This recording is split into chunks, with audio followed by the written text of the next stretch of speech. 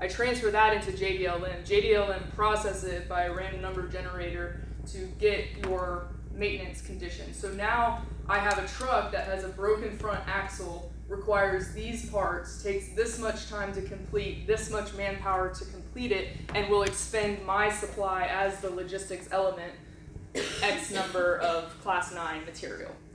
And that in and of itself provides the logistician and the logistics C2 capability a much higher fidelity data, which allows them to function and make those command and control decisions which are vital to their training.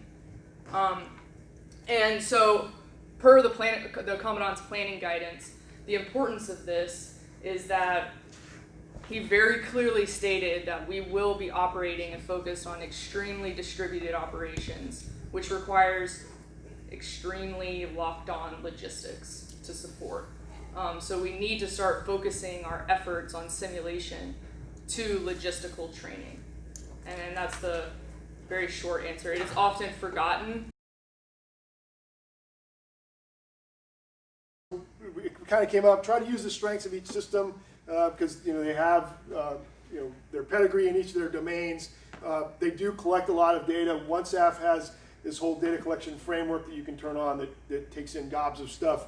AFSIM does the same thing, so you can pull all that out to do analysis afterwards, and then try to use them together where both domains intersect. And just spitballing came up with, well, so if you had a new air defense radar, AFSIM really started on the radar modeling side of things.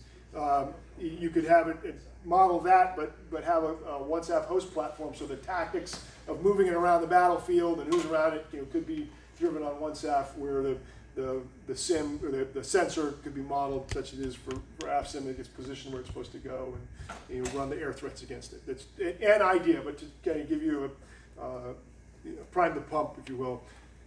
That was about 120 hours of labor. What we did, we installed and configured technology. A yellow is an entity impact, so he actually smacked something with the bomb. So he would expect to see some damage. And so Rod, I know that on the AFSIM side, you've got that zoomed in closer than we have on the OneSAF, but it appeared that the locations weren't synced up, and you may have already touched on that, but it looked like, at least on the AFSIM side, the aircraft was going further around the enemy where this one was going over the top. So is there a location issue there? So in terms of the actual coordinates, if you were to look at the lat long of each platform, the numbers would be exactly the same. The terrain correlation doesn't exist. The terrain's not correlated between the two. There's also interoperability in the sense of the dead reckoning. So OneSAF only gets an update from AFSIM maybe every 5-10 seconds. So it has to guess what the path is. So there's probably some corrective action in there. One model that I want to represent, because it takes too much time to develop it in this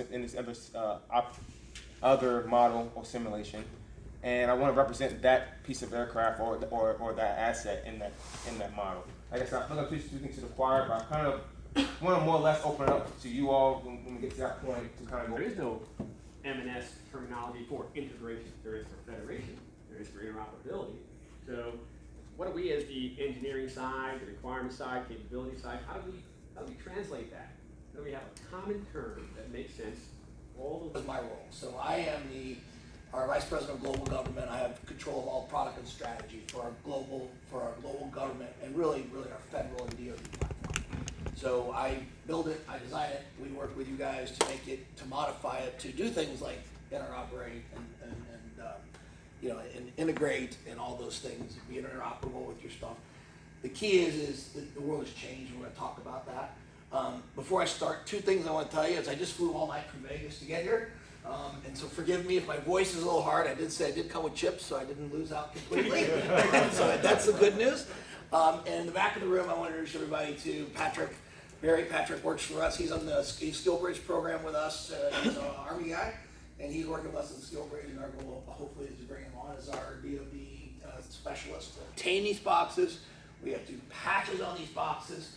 We have to hire our integrators to manage all these integration sites, just so we can go out to the internet, right? And does that really make sense, as we talked about earlier? Or does it make sense to eliminate those boxes, created an environment, or you go straight to the cloud. So think of it this way.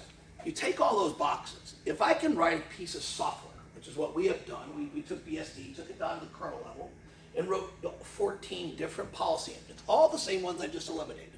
All the firewalls, all the DDoS, all the antivirus, all the things you would think about in a normal security stack. We wrote it in one piece of software. And we do what's called single scan multi-action. So instead of going back to your perimeter, you're immediately when you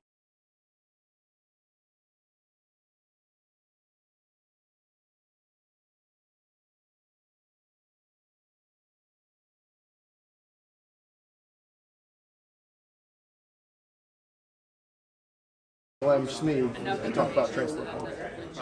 Morning. So basically what it is it's like a magic window between MPLAWS and JDLM.